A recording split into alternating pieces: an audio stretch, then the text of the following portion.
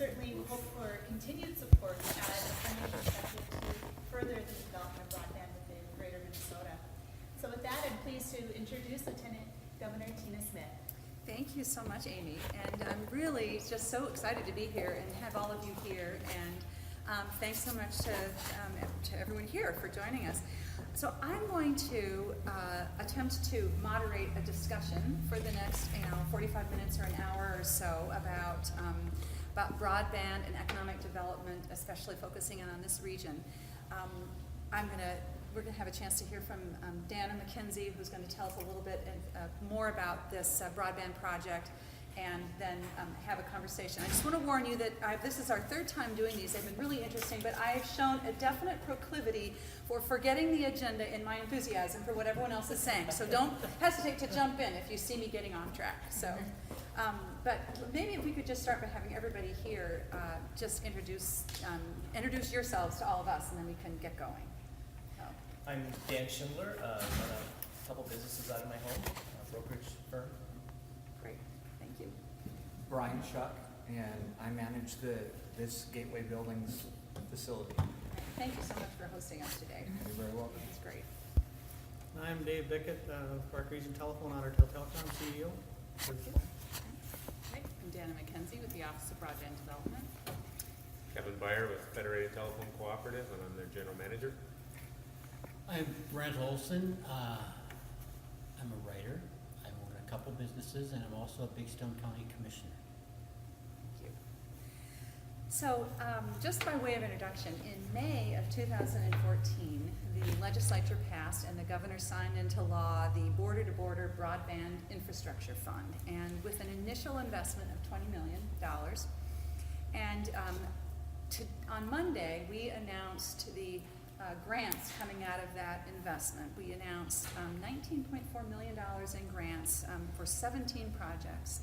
And those grants to expand broadband into unserved and underserved parts of Greater Minnesota are leveraging an additional $25.8 million in local and private match, which is allowing us to make a really important investment in expanding broadband in Greater Minnesota.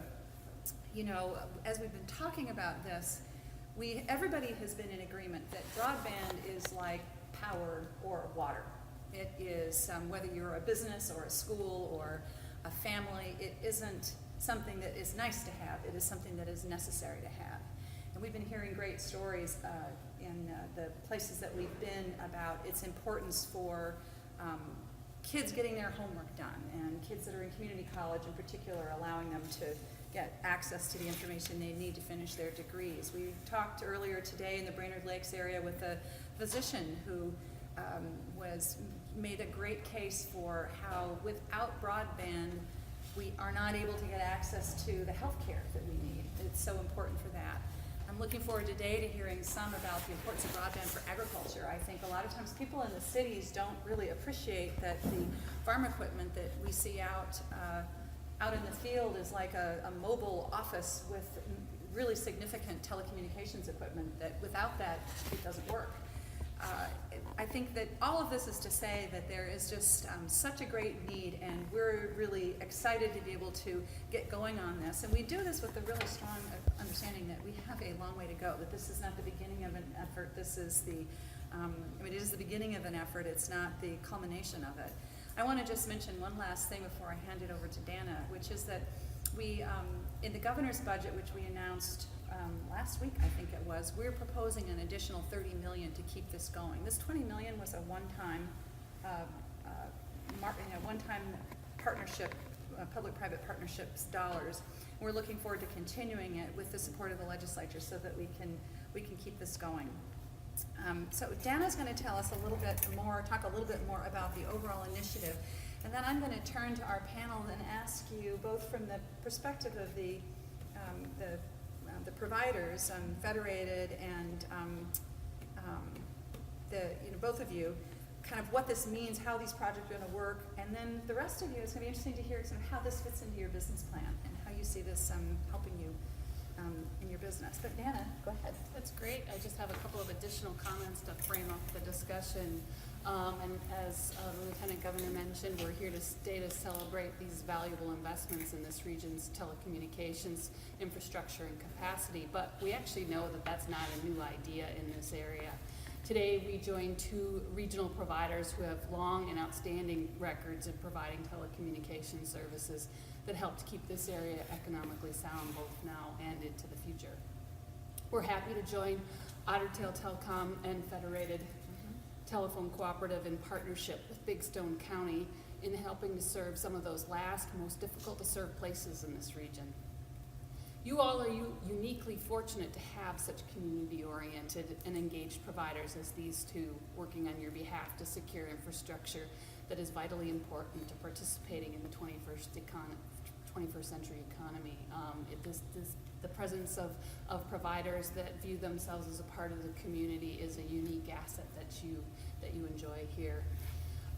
Just a little bit of background, we have, through federal broadband grants, stimulus grants, we've been able to measure and study broadband connectivity across the state since 2009.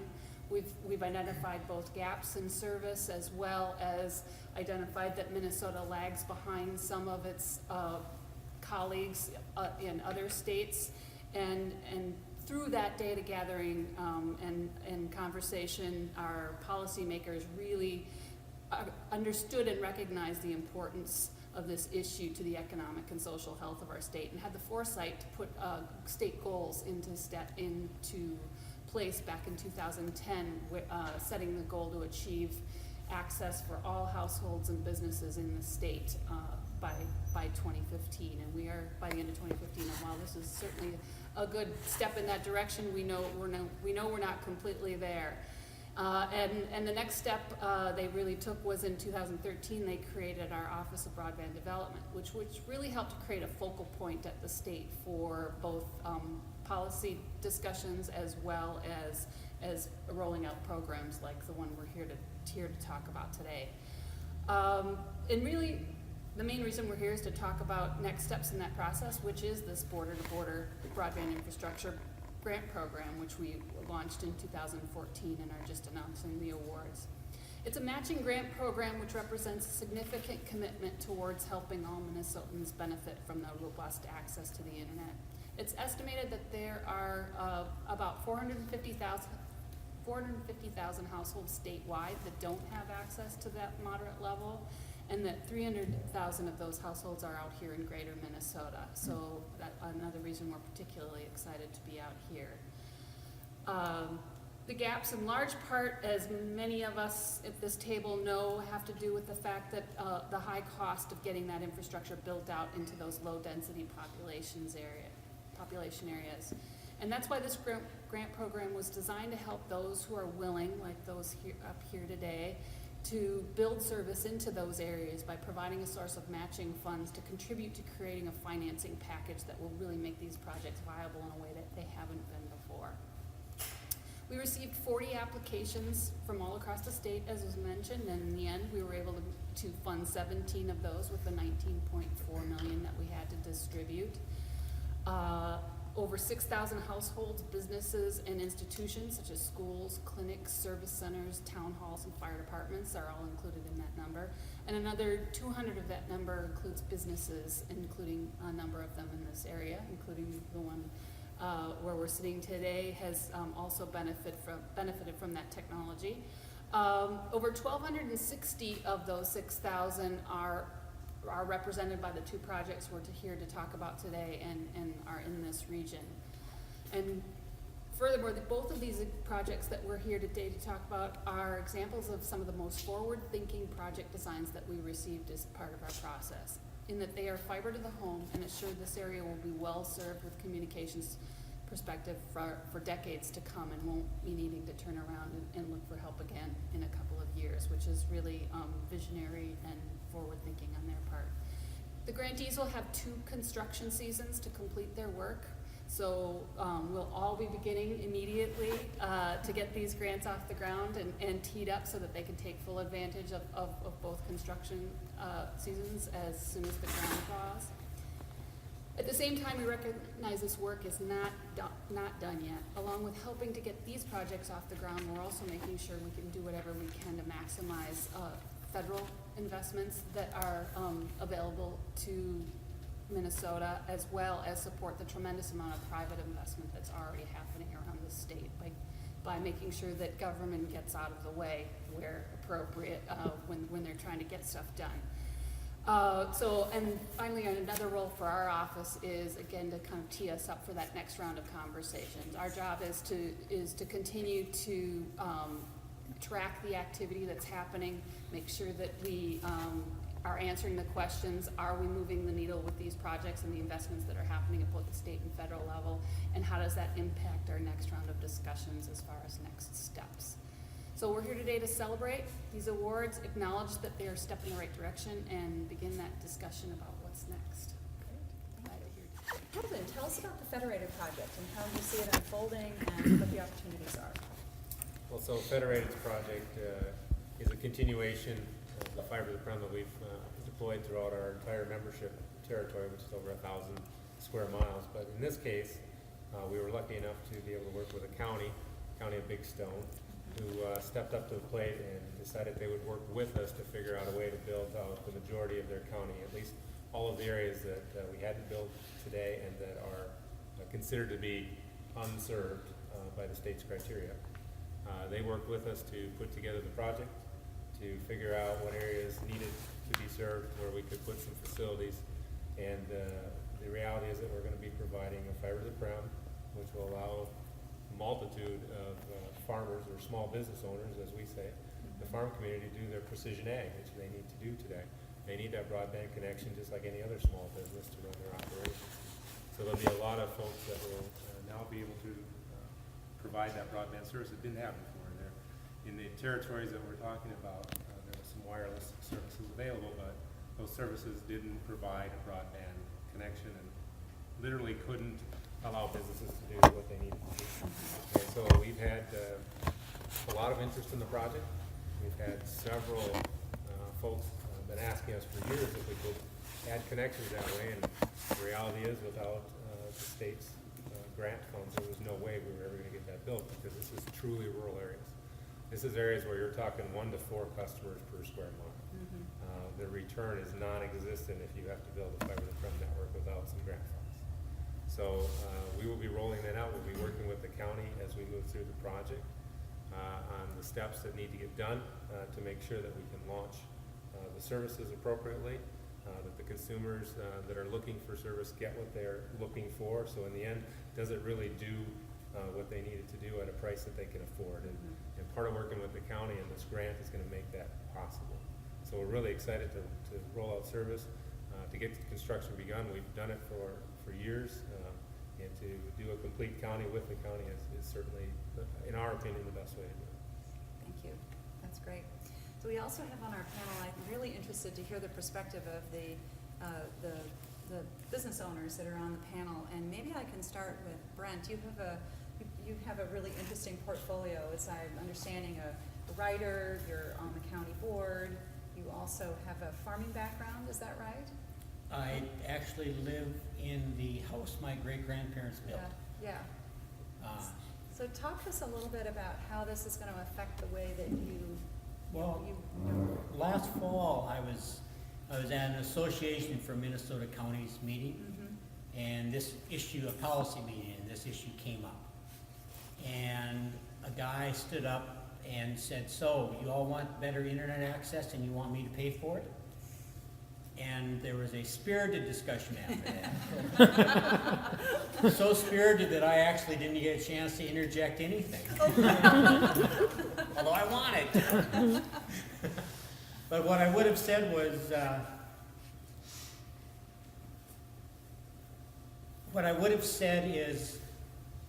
are the taxpayers and voters of Minnesota better off now because farms have electricity and telephone? You know, of course they are. And what we're doing here today is just a continuation of that. In fact, Minnesota's always been a leader in that. In 1923, the University of Minnesota partnered with Northern States Power, which later became Xcel Energy, and ran electricity to 9 farms outside Redwood. And that experiment was used as the basis for the Rural Electrification Act in the 30s. So we're working off a grand tradition here. And broadband access now is just the same as electrification in the 30s and just the same as telephone in the 50s. Now, slow internet is just a profound barrier. I mean, I'm incredibly fortunate because I'm in Federated. It's the little slice of Big Stone County that Federated has already done.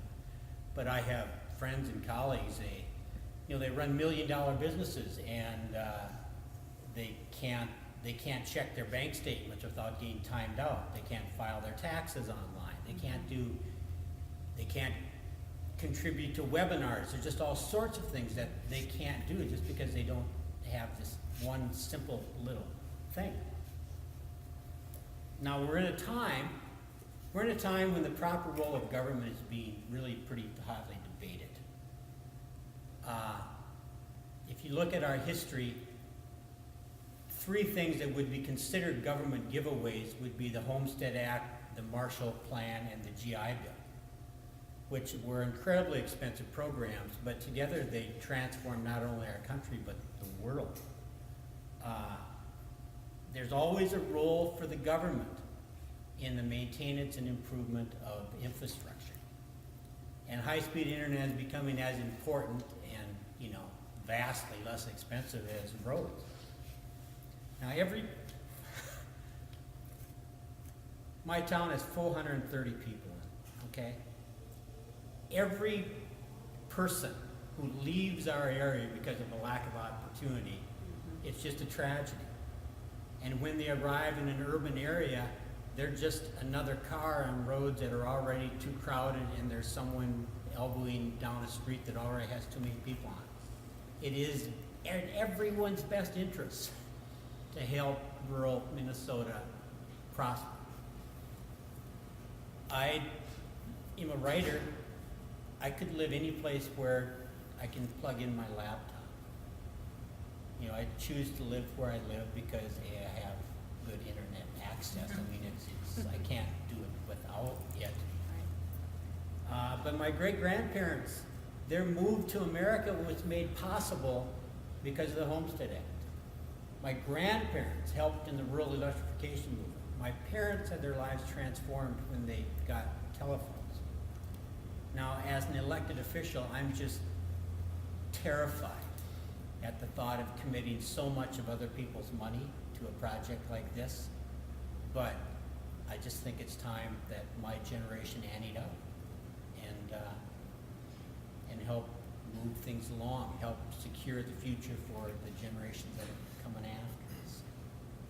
You're anticipating a question that I've been asking at these panels, which is sort of ask the group to sort of explore what a public-private partnership means for something like this, and what is the role of the public sector and the role of the private sector. So I appreciate that, and I'd like to come back to that a little bit. Brent posed kind of a question or a concept that I've been asking everybody about as I've been doing these discussions around the state, which is when we think about projects like this, we have public partners and private partners. We've got local partners in many cases. And one of the things that the governor and I think a lot about is what should the role of the state be? What is it that we need to do? What's the right role of the public sector in activities like this? And I'd love to just kind of pursue that a little bit longer with folks, and wondering if you could respond a little bit to what Brent was saying and talk a bit about how that public-private partnership ought to work for a project like the ones we're talking about here. Dan, from your perspective, you're essentially in the role of figuring out how to make sure that we get a good return on investment for the private dollars. How do you see this partnership playing out? Yeah, and I think both of the providers here have talked about the financial component, and I would just add that in addition to that, our job is to help facilitate their process and to really bridge the gaps with both state and federal government where it's appropriate, and actually expedites your process. And that involves things like when roads are open, making sure everyone knows about it. So as far as putting new build into those open roads, to dealing with permitting issues that can get tangled up between cross agencies, to again, maintaining those relationships with the federal government to make sure that we do everything we can to make sure that you are more competitive because of the things that we're doing here at the state. So those are some of the things that we pay attention to within our office as far as that relationship. Well, I think it's also, the Office of Broadband is really important in another aspect, is it takes inventory of where broadband actually does exist. Right.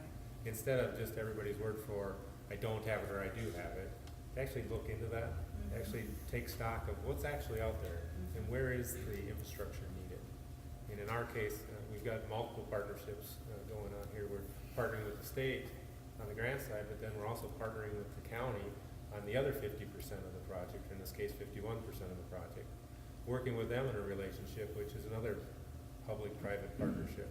And they understood that they were doing things for primarily economic development reasons.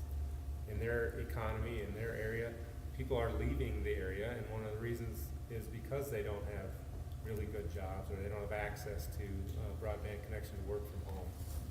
This will help them do that, and so the county's motivated to that. We're on the other side of that. We're motivated to continue to grow our network, grow our membership in our case, or our customer base. And the reality is that helps us keep the cost more stable for everybody on the network. So there's a benefit to us, and working with the county, for us, I think the partnership works really well because they're not trying to own and operate the network. They're trying to make sure the network exists, it works well, and it's reasonably priced. And by this partnership with the state and with the county, that all happens. So I think that's a wonderful way for this to work. Does this sound like the rural electrification strategy that you were describing? The thing is, what actually, 2 points, when you mentioned third world countries, a couple of years ago I had a gig in Uganda, and I had better cell phone coverage there than I do on the road to Clontarf. And yeah, sadly, it's true. And the other thing is this is just, this is nothing new. I mean, the Erie Canal, the Panama Canal, the transcontinental railroads. I mean, every big infrastructure thing that our country has done has involved, public-private partnerships. There's things that, we work collectively. I mean, it's what makes this such a terrific country, and it's what makes the things we've done possible. We just can't lose track of we're strongest when we work together. I used to have a colleague who said, we need to agree on the things that we want to do together. And his analogy was, we don't need everybody's help to put out a little fire in our toaster. But when we have a fire in our house, we need to all come together to figure out how to do that. And maybe in a way, that's a little bit of what we're talking about here. I'm going to, unless anybody has any other comments on this question, I'm going to see if there are any questions or comments from the audience. Does anybody else have? Yeah, please. I'm Terry O'Connor from Big Stone County, and there's a couple things that I just wanted to comment on. In our county, we have a fairly, our average age is a little bit higher than I think average in Minnesota. And one of the major concerns, of course, was the private-public partnership. What is the taxpayer's responsibility? What is the private business's responsibility? And I think, in my mind, it was a big struggle because we were going through a lot of that. And but as I looked at electricity, telephone, water over the years, and now even in modern day, we have subsidies available to farmers. We have subsidies available to alternative energy. And the goal is to try to create something that can long-term sustain itself. So the idea that county government was not taking over a broadband company or trying to provide internet, but was partnering with a private agency to give them the ability to move into these rural areas, really is what kind of put me over the edge to recognize that this is the right type of partnership versus a municipality actually owning a provider business. So I wanted to kind of throw that out there. You know, right now there's a lot of alternative energy companies that are getting subsidies, and it's to design that long-term sustainability. Something else that I looked at least within our county, is we do talk, there's general talk about people commuting from home or being able to work from home, or attracting people from metros to be able to work from home, and that's a neat idea, and I hope that that happens. But I think more reality is we've got the next generation of farmers that are having families, and today's family typically is a 2-income family. So now that spouse should have the ability to work and not have to worry about commuting 30 or 40 miles to the closest town, and the ability to work from home just as the spouse of a farmer. And not just as a spouse of a farmer, but that just the opportunity that it's available. So to me, that's where the public-private partnership really became something that the ability to recognize an existing business that could sustain itself long-term if it was given the help that it needed to build the infrastructure. So I wanted to just thank you as legislators and Dana for spearheading this and helping get this out into Minnesota, especially into rural Minnesota. And I know that it's taken a lot of effort from the commissioners to be able to trust that this is going to be sustainable and functional, and to be able to stand up to their citizens and say, this is a good idea and this is a good investment. So thank you. Thank you very much. Thank you. So panel, I posed a question, how things are going to be better, different, hopefully better, I should say, in 10 years. Let's wrap up by just sharing your thoughts about that. Great. Well, I would echo everything that's down the line. The answer that I've been sharing is that concept of the ability to foster economic diversity in an area. This particular area, I think, does a pretty good job, has kind of a head start from some of the other regions in understanding that value. So in 10 years, I hope that that's an issue that we don't need to talk about. And in 10 years, I hope we don't get weekly panicked calls from people who just built homes saying, and there's no broadband here, and I just built this home, what do I do now? And so that's what I hope to see in 10 years. Thank you. Kevin. So I'll have to go off of that a little bit. In 10 years, I see no barriers. You want to work from where you want to work. If you want to be educated in a certain area or field, you can do so because there are no barriers. The broadband connection exists, allows you to do whatever you would like to do. I see a point at which in the project we're looking at is stability. No more brain drain, no more reduction in population, no more businesses moving out, because there's enough people to sustain it all in the communities that exist there today. Generational farmings will continue because they'll want to stick around. There's opportunity for that spouse who's not farming to stay right there. They don't have those hard choices of do we stay here, where's our quality of life?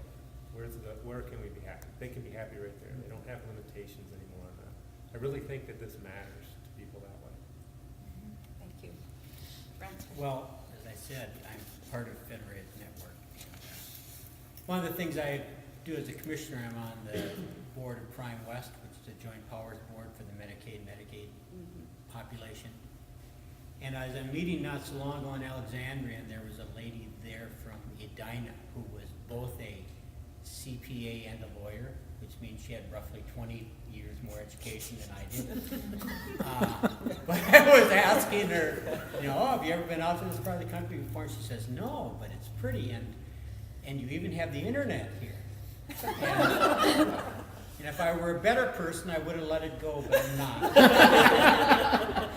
And I said, I bet I have a better internet connection than you do. And because Corral, Minnesota, a very tiny town, which is about half owned by duck hunters from the cities. I know a duck hunter from Edina who owns a house there, and he has a better internet connection at his duck shack in Corral than he does at his house in Edina. So when in 10 years from now, when this is all spread through Big Stone County is a fantastic place to live. It's a damn hard place to make a living. So when this is done, we will have our farms and our businesses will be on a level playing field with their competitors around the country and around the world. And we will have architects and patent attorneys working in their pajamas, sitting on their decks, drinking coffee, gazing out over beautiful Big Stone Lake. Thank you very much. Thanks. This is great. I will just wrap up by saying that as I'm asking this question, I think about this. I'm the mother of a 25-year-old and a 27-year-old, and I imagine where they're going to be 10 years from now and kind of what motivates them and the kind of places that they want to work. And it really resonates with what everybody is saying here. You know, the thing that makes Minnesota exceptional, I think, is that we have this spirit of invention and figuring things out and figuring out how to do things better that we sometimes take for granted because we're so used to it, but it is really exceptional. And so what I see in 10 years is that spirit of invention is going to carry us forward, and there are going to be more people looking out over the lakes in Big Stone County, like my kids, who will have realized, they'll be following in your footsteps, Dan. They'll be thinking that it was great to work in the warehouse district for a while, but long term, how great would it be to be able to live in a place like this part of the state, have all of the access to all of to the world and to their jobs through high-speed broadband, and also have great educations and a great life. And I think that more and more our young people are going to be looking for that, and that is the future with building out this infrastructure. And more, like, I'll be even older in 10 years than I am now, and I want to be able to live wherever I can live, wherever I want to live too. And I will be really relying on that kind of technology in order to make sure that I can be, that Archie and I can live wherever we want. So I think you guys have really nailed it. I think it is about quality of life, and it is about adapting to a future that we can't even really see. Hopefully the technology line will behave like it usually behaves, which is that the future means it costs less and it's better, which is, I think, one argument for being a little bit prudent in these early years about how much we pour into this right away, as we're sort of waiting to see how that cost curve works. But I also just want to say to everyone in this room that a common theme, as I've talked to folks about the rural, the greater Minnesota economy, the rural economy in Chisholm and Brainerd Lakes area, and now here, is that the squeaky wheel does get the attention. So good job being squeaky. Don't stop. And I know that we're going to be able to really keep on building this. And I really look forward to working with all of you, along with Dana, in the coming 2 years. And I'm sure I'll be back before 2 years are over, but I for sure want to be here in 2 years after we get through those two building seasons, so we can start to see this actually getting built, because that's important. So thanks to everyone for coming, and I really appreciate the chance to have